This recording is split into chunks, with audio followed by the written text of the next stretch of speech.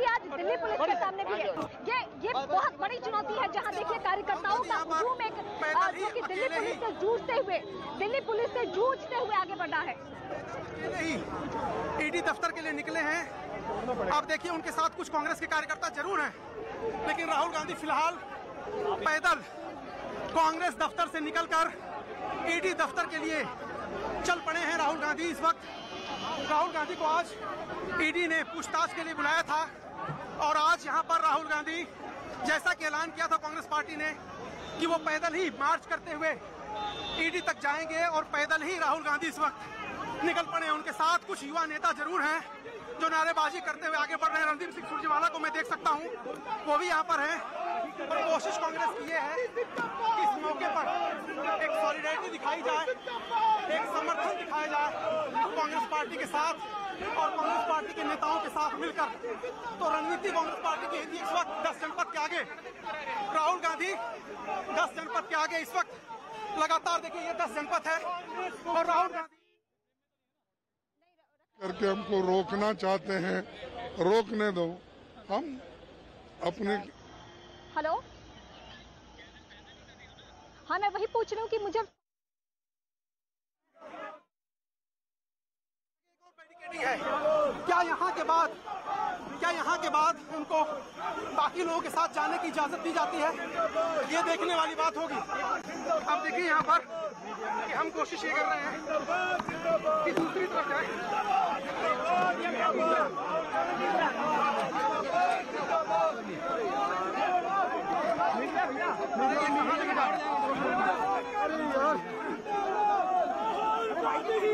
राहुल गांधी जिंदाबाद।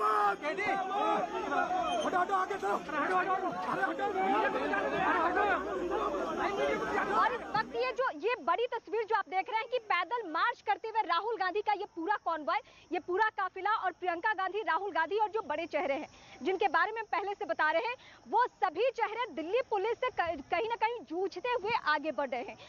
ये तस्वीरें आप देख सकते हैं, जैसा पहले भी हम कह रहे थे कि पूरी कोशिश है और ये सिर्फ और सिर्फ राजनीति में ही संभव है कि अगर कोई जांच एजेंसी अगर जांच का दायरा आगे बढ़ा रही है तो वहां पे अगर जाना भी है तो सिंपैथी लेने की कोशिश की जा रही है। हालांकि सुब्रमण्यम स्वामी की एक याचिका से ये मामला देखिए कहां तक पहुंच गया है।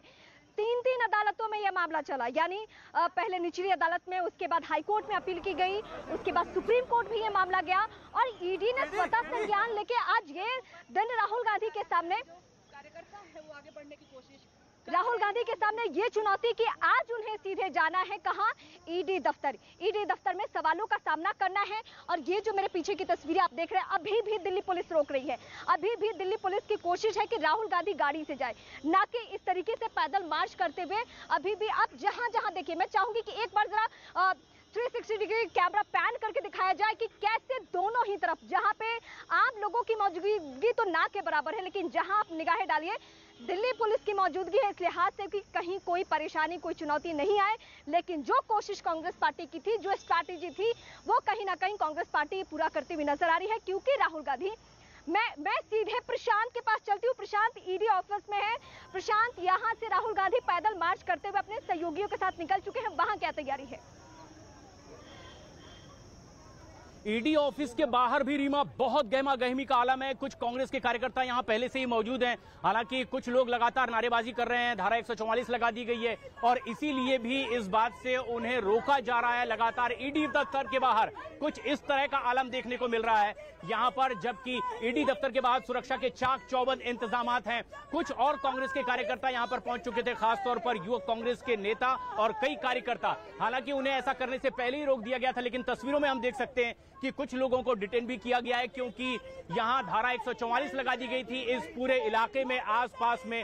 और अब जबकि राहुल गांधी पहुंचने वाले हैं कुछ ही देर में, लगातार बीजेपी ये कह रही है कि कांग्रेस को इस तरह से सियासत नहीं करनी चाहिए इस मुद्दे पर। अगर किसी मामले में, खासतौर पर नेशनल हेराल्ड के भ्रष्टाचार के मामले में अगर वो आरोपी हैं, ईडी ने उन्हें नोटिस दिया है तो उन्हें वक्त पर हाजिर होना चाहिए, लेकिन इस तरह की सियासत कांग्रेस को नहीं करनी चाहिए। ईडी दफ्तर के बाहर जिस तरह के सुरक्षा के चाक चौबंद इंतजामात हैं, दूर से ही रास्तों पर बैरिकेडिंग कर दी गई है और पहले ही धारा 144 लगाई गई है ताकि किसी भी तरह की कोई अप्रिय घटना ना हो सके। लेकिन हम देख सकते हैं कि आज ईडी दफ्तर के बाहर भी कुछ कांग्रेस के कार्यकर्ता, खासतौर पर यूथ कांग्रेस के कार्यकर्ताओं की बड़ी तादाद में मौजूदगी भी थी, नारेबाजी वो कर रहे थे राहुल गांधी के समर्थन में। और जब हम राहुल गांधी के घर पर मौजूद थे, उनके घर के बाहर भी कुछ इसी तरह के पोस्टर्स लगाए गए थे। बीजेपी इसीलिए लगातार कह रही है कि कांग्रेस इस पर सियासत ना करे। अगर राहुल गांधी, सोनिया गांधी पर भ्रष्टाचार के आरोप लगे हैं, ईडी उन्हें समन करता है तो उन्हें सवालों का जवाब देने के लिए हाजिर होना चाहिए। लेकिन जिस तरह से कांग्रेस ने एक नई रणनीति बनाई थी, सत्याग्रह का नाम देकर के वो ईडी दफ्तर पहुंचना चाह रहे थे, हालांकि इसकी इजाजत दिल्ली पुलिस की ओर से नहीं दी गई थी। तैयारी कांग्रेस की तो यही थी कि बड़ी तादाद में कांग्रेस के बड़े नेता राहुल गांधी के साथ कांग्रेस दफ्तर से लेकर ईडी तक के मार्च निकालेंगे। लेकिन दिल्ली पुलिस ने कहा कि आज सोमवार का भी दिन है और भीड़-भाड़ को देखते हुए इस बात की इजाजत नहीं दी जा सकती। खास जगहों पर धारा 144 लगा दी गई है। ईडी दफ्तर के बाहर भी कुछ आज ऐसी ही तस्वीरें हैं जहां पर कुछ कार्यकर्ता मौजूद हैं और लगातार वो नारेबाजी भी कर रहे हैं। लेकिन सबसे जरूरी है कि ईडी के सवालों का जवाब मिले। नेशनल हेराल्ड का मामला साल 2012 का ये केस है, जब कोर्ट में नेशनल हेराल्ड का मामला पहुंचा था। सोनिया गांधी, राहुल गांधी समेत कई कांग्रेस के वरिष्ठ नेता आरोपी बनाए गए थे और साफ तौर पर ये आरोप उन पर भ्रष्टाचार के लगे थे, जिनमें आज समन हुआ है। दीपक बिष्ट हमारे सहयोगी ईडी दफ्तर पर ही मौजूद हैं। दीपक, क्या उम्मीद की जा रही है, कितनी देर में अब ईडी के सवालों के सामने होंगे राहुल गांधी? देखिए, कुछ ही देर में राहुल गांधी यहां पर पहुंचेंगे, क्योंकि ईडी दफ्तर को जाने वाले 2 से 3 रास्ते हैं और ये मैं रूट दिखाऊंगा। यहां पर पुलिस का भारी बंदोबस्त है, लेकिन संभावना यहां से इसलिए कम जताई जा रही राहुल गांधी के आने की, क्योंकि कई कार्यकर्ता इस रूट पर खड़े हैं और पुलिस कोशिश ये कर रही है कि कार्यकर्ताओं को यहां से हटाया जाए। लेकिन आप देख सकते हैं यहाँ पर किसी को भी यहाँ से आगे नहीं जाने दिया जा रहा है। ईडी दफ्तर के जो कर्मचारी हैं वो भी यहाँ से वापस लौट रहे हैं, क्योंकि पुलिस का कहना है कि डिप्लॉयमेंट इतना भारी है। इस गेट से राहुल गांधी अगर नहीं आते हैं तो उन्हें दूसरे गेट से अंदर प्रवेश कराया जाएगा और कुछ देर बाद ही वहां पर एक लंबी है जो ईडी अधिकारियों ने राहुल गांधी से क्वेश्चनिंग के लिए रखी है। और उसके बाद कुछ देर बाद ही राहुल गांधी जब अंदर एंट्री करेंगे तो उसके बाद उनसे कुछ देर बाद ही पूछताछ शुरू हो जाएगी। लेकिन तब तक इंतजार यहां पर राहुल गांधी का है, जिसको लेकर भारी बंदोबस्त यहां पर दिखाई दे रहा है। मही